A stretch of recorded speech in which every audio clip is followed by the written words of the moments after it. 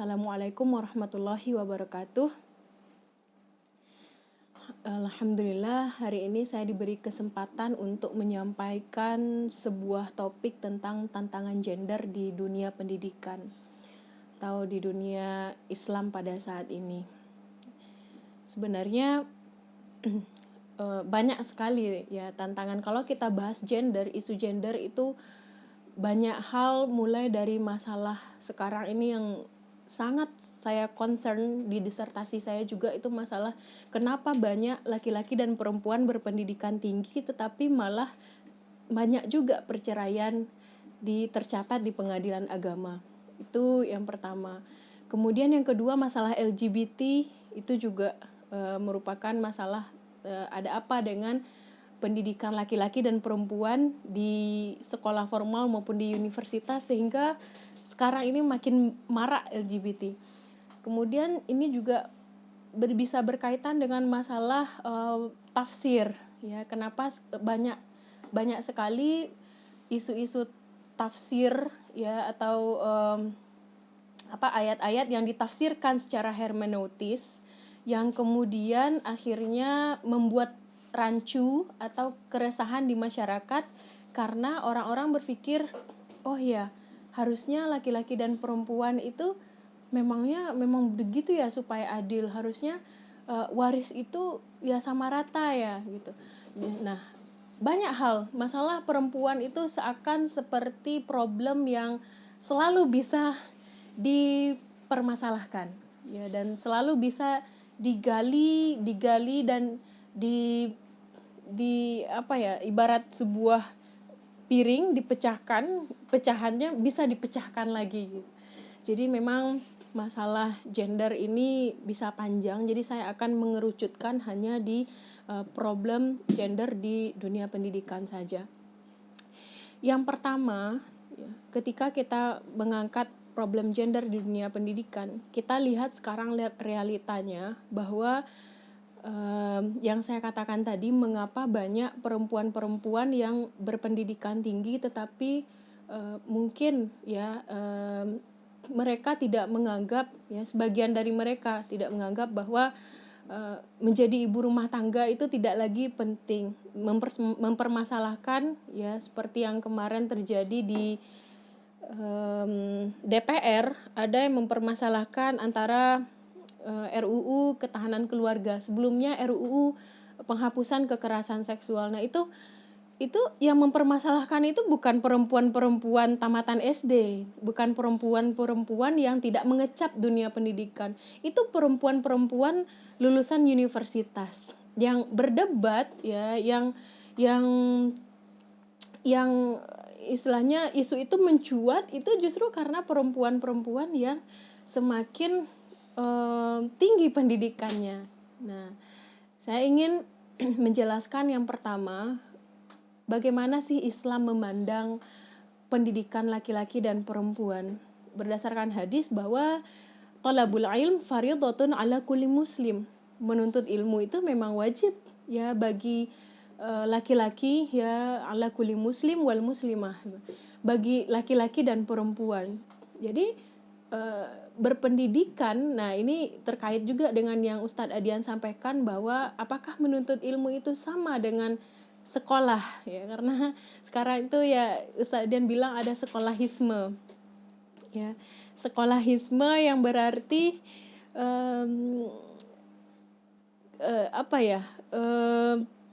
faham, ya, yang menyatakan bahwa menuntut ilmu itu sama dengan pergi ke sekolah, sehingga kalau ikut kajian itu dianggap ya belum berpendidikan tinggi. Padahal saya pernah loh ketemu dengan perempuan yang dia tuh tidak S1, tidak S2, tidak S3, tapi cara pikirnya, ya, Islamic worldview-nya lebih keren menurut saya dibandingkan perempuan-perempuan rekanan-rekanan saya yang menempuh strata pendidikan tinggi di masyarakat.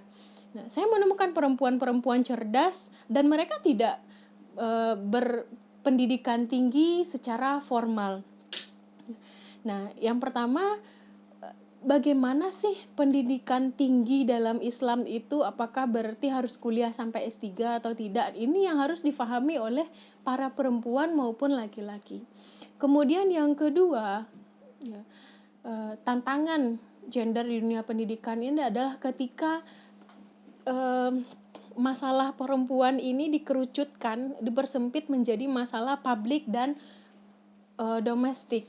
Ya, ada dikotomi peran perempuan ya dikaitkan dengan apakah dibenturkan, bukan dikaitkan, justru dibenturkan wanita karir versus ibu rumah tangga gitu, domestik versus publik. Ya, nah sebenarnya bagaimana sih Islam memandang? Yang sejauh yang saya tahu ya, sependek pemahaman saya membaca dalam sirah bahwa para sahabiyah, istri-istri Nabi itu termasuk orang-orang yang luar biasa. Mereka, perlakuan mereka kepada suami, kemudian ketaatan mereka kepada Robnya, namun mereka juga ada peran di ranah publik atau di masyarakat. Nah, cuman bagaimana mereka bisa mengatur itu? Nah, ini terkait dengan perbedaan peran laki-laki dan perempuan. Dan inilah masalah gender yang paling krusial ya. Ketika gender yang bermakna bahwa perempuan itu tidaklah secara fitrah mereka itu terlahir sebagai perempuan, sebagaimana yang dikatakan oleh Simone de Beauvoir, bahwa perempuan itu sebenarnya diciptakan oleh masyarakat ya, atau dibentuk oleh masyarakat gitu. Maksudnya misalkan saya terlahir sebagai perempuan, kemudian saya tidak terima bahwa perempuan itu harus keibuan, emosional, dan lemah lembut. Menurut Simone de Beauvoir itu pembentukan dari masyarakat itu hanya dibentuk oleh masyarakat untuk menguatkan dominasi laki-laki. Perempuan itu bisa saja tangguh, bisa saja kuat ya. Ya itu pengertian ya masalah peran gender. Nah, ketika peran gender ini kemudian dianggap bahwa laki-laki dan perempuan itu mereka sama secara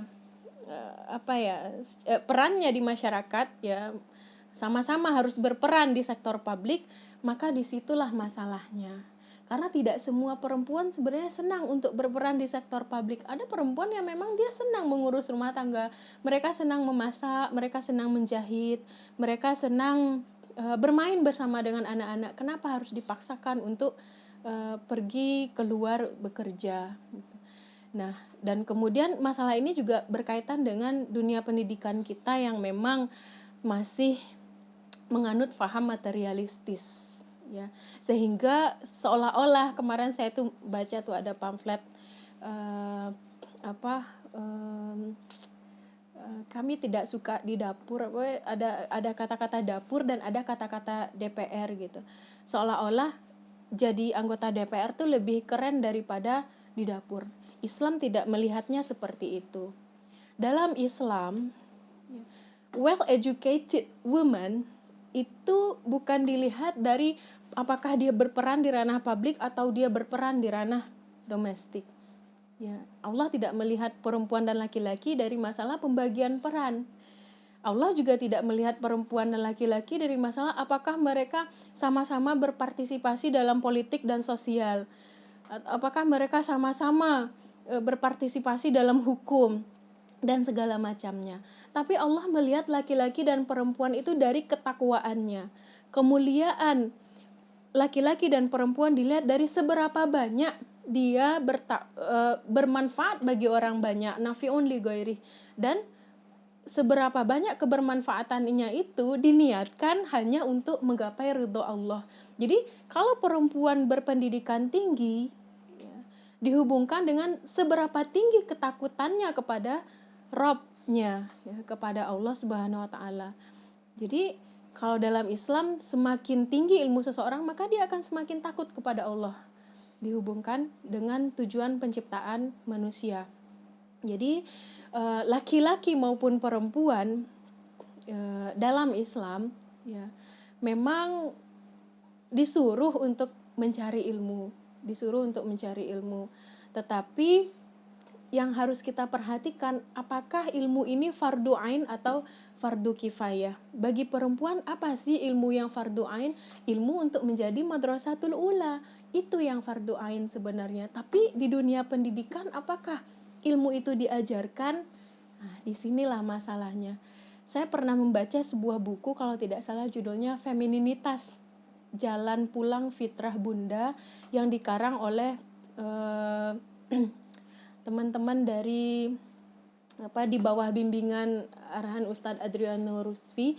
Saya ingat sekali kisah pembukaannya itu adalah tentang seorang anak usia 10 tahun itu mendorong gurunya dari tangga, ya, dan guru itu jatuh gitu, terluka. Dan anak itu ketika ditanya apakah dia menyesal telah melakukan itu, ternyata tidak, dia nggak ada rasa sesal sama sekali gitu, dia cengenges aja, dan dia merasa dia melakukan itu ya santai aja gitu.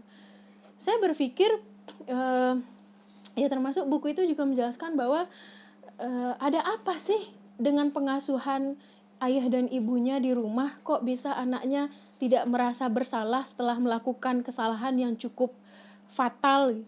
Ternyata ibu ini ya menganut pola pendidikan positivistik, ya. Atau mungkin salah memahami teori parenting. Jadi ibu anak ini tidak pernah mengatakan kata jangan kepada anaknya. Ya, masalah kata jangan ini memang panjang penjelasannya. Tapi yang jelas ya, sebenarnya maksudnya itu bukan hanya masalah kata jangan ya, melainkan bagaimana supaya anak itu dididik dengan kata-kata positif. Jangan juga bisa berarti positif, jangan berputus asa, jangan menyerah. Itu berarti positif. Nah, ini baru contoh seorang ibu berpendidikan tinggi tapi ternyata nggak bisa memasukkan nilai adab kepada anaknya gitu. Contoh kasusnya. Kemudian juga saya pernah dicurhati oleh teman, dan bahkan awal-awal menikah saya sedikit merasa juga gitu. Karena apa? Karena pendidikan kita ini kan sibuk dengan masalah logika.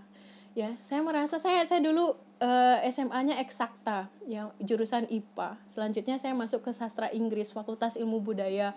Itu masalah logika, ya, kita disuruh untuk bernalar secara kritis, ya, critical thinking, kemudian juga memikirkan sebab dan akibat gitu, dan segala macam, ya. Kemudian masuk dunia kerja yang fokus dengan prosedur, ya, renstra, planning, semuanya itu membutuhkan logika atau penalaran. Bagaimana dengan asah rasa atau tazkiyatun nafs, itu sedikit sekali diajarkan di dunia pendidikan. Kayaknya saya nggak tahu apakah ada.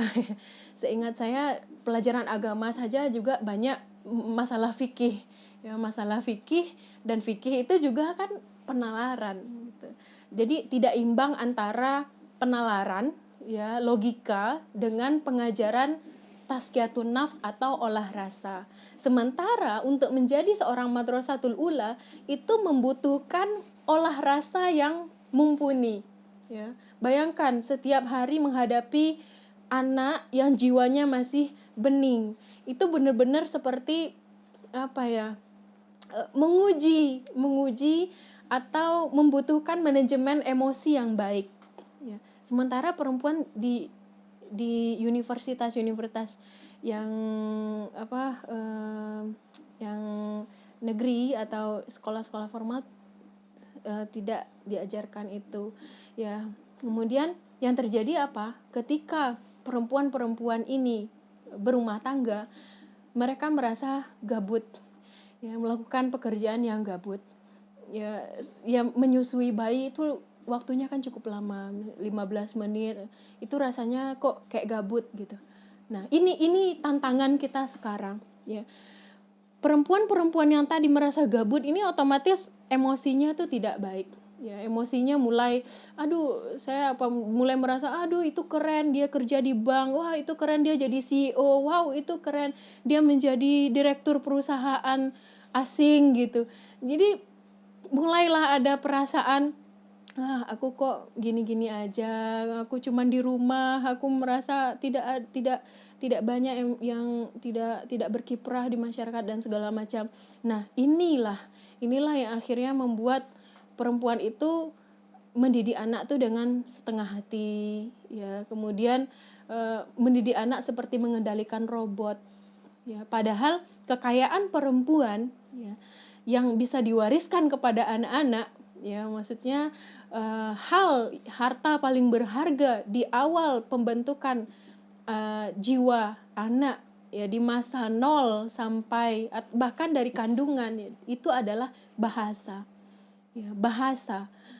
Perempuan yang terdidik dan tidak terdidik itu akan beda sekali bahasanya kepada anak-anak.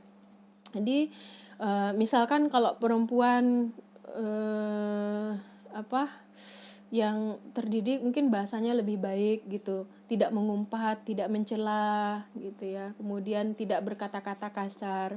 Karena memang dalam hadis Rasulullah dikatakan yang paling banyak menjerumuskan wanita ke neraka itu adalah lisannya. Ya, kemudian hatinya ya yang kufur nikmat kepada orang tua, kepada suami terutama. Nah, jadi memang peran perempuan yang utama itu, ya tugas perempuan yang utama sebagai madrasatul ula itu membutuhkan em,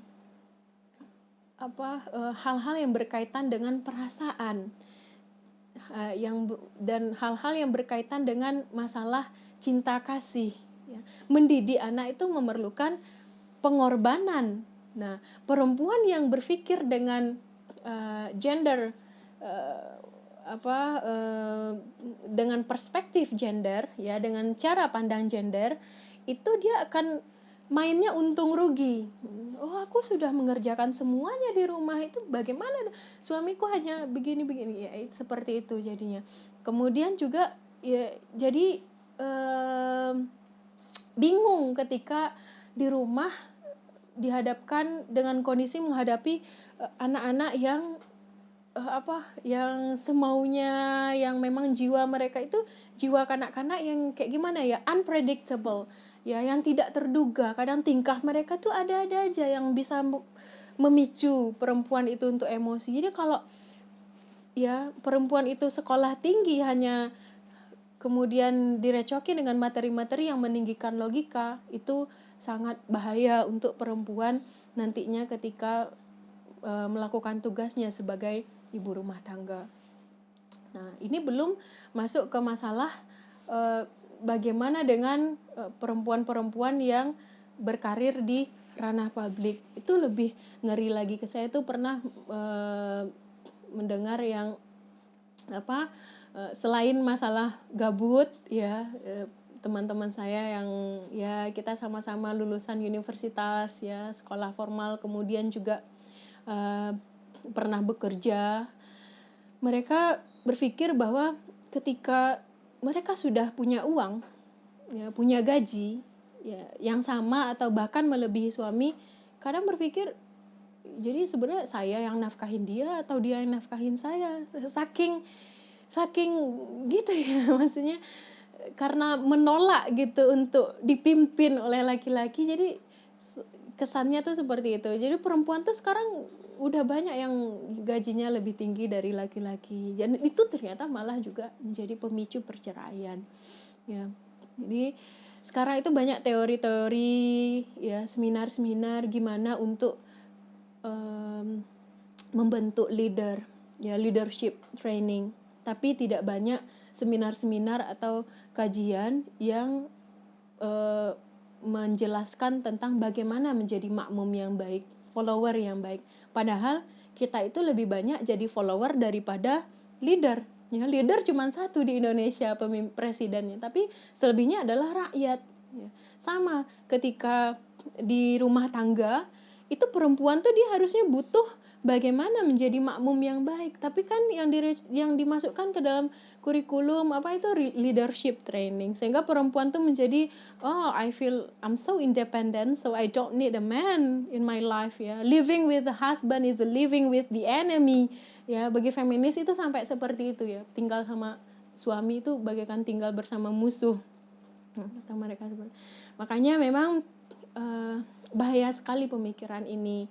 Ini bisa, ya, selain masalah-masalah yang saya sebutkan tadi, yang paling krusial juga, ya, yang paling penting, ini juga bisa mengakibatkan semuanya menjadi apa ya, ujung-ujungnya memang akhirnya perempuan tuh jadi apa, menggugat institusi keluarga, ya, tidak ingin menikah, ya, mending aku jadi lesbi aja, ya.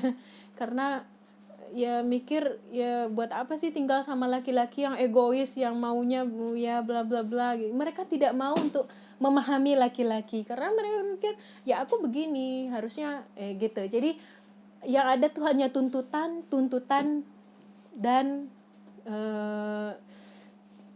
peninggian ego, ya. Jadi gitu akibatnya ketika pendidikan kita diarahkan hanya untuk meninggikan logika, maka perempuan-perempuan bisa saja mati rasa, ya, atau mereka kurang peka terhadap perasaan mereka, karena perasaan dianggap baper, lemah, gitu, sehingga dipikir bahwa pendidikan untuk mengolah rasa itu tidak penting. Padahal sebenarnya, ya, kelemahan, hal yang disebut sebagai kelemahan perempuan itulah kekuatannya. Perempuan ketika dia menjadi ibu, dia harus sangat peka, ya. Fitrahnya, ya, nalurinya sebenarnya dia tuh harusnya peka dengan ini anak lagi pup, ini anak lagi ingin minum, ini anak pengen makan, ini anak pengen ke kamar mandi, ya. Tapi karena di dunia pendidikan itu tidak diarahkan seperti itu, jadinya perempuan, ya itu saya bilang tadi, mengendalikan anak seperti robot, ya. Kemudian juga tidak paham tahap-tahap pendidikan anak jadinya. Kemudian juga anak dan suami dianggap sebagai klien, ya, dianggap sebagai orang yang ya harus sama-sama gitu. Mereka sangat feminis itu sangat menolak sekali ayat Quran surah An-Nisa ayat 34 yang ar-rijalu qawwamuna 'alan nisa, ya, bima fadalallahu ba'dahum 'ala ba'd, bahwa laki-laki itu adalah pemimpin. Mereka sangat menolak sekali itu, dan banyak lagi hal-hal yang sebenarnya dipersoalkan feminis, tapi itu lebih ke kajian tafsir ataupun masalah pemikiran. Saya concern, ya, untuk hari ini menjelaskan tentang masalah pendidikan. Kenapa? Karena ini juga dunia pendidikan saat ini saya melihatnya seperti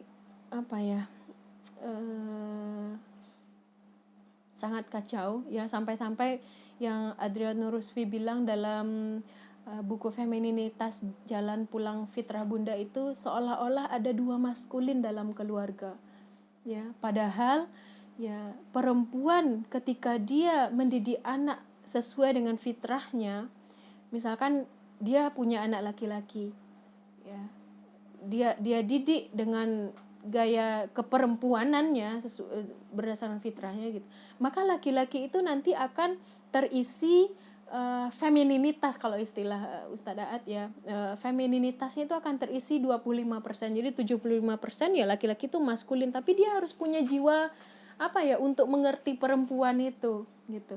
Nah, dengan adanya keseimbangan itulah dia bisa memimpin, karena imam, ya, ummu, kemudian ummah itu akar katanya sama, alif dan mim, ya. Alif, mim, ya, imam, ummu, ummah. Jadi makanya, ya, kita tuh sampai sekarang belum bisa takwinul ummah itu, ya, ummatun wahidah tuh belum tercapai juga, karena ya itu tadi, gara-gara femininitas atau rasa keperempuanan para perempuan-perempuan sekarang itu yang tergerus, ya, yang berusaha dimatikan, ya, sehingga perempuan itu mendidik laki-laki itu dengan ketegasan seperti laki-laki, gitu. Jadi yang terjadi adalah laki-laki menjadi orang-orang yang tidak peka. Ketika mereka berumah tangga, ya mereka tidak bisa memahami bahasa perempuan. Nah, itulah letak bahayanya ketika perempuan berpendidikan tinggi, ya, tapi tidak memahami atau tidak belajar juga tentang tazkiyatun nafs atau ilmu-ilmu agama. Nah, sekian yang bisa saya sampaikan. Billahi taufik wal hidayah. Assalamualaikum warahmatullahi wabarakatuh.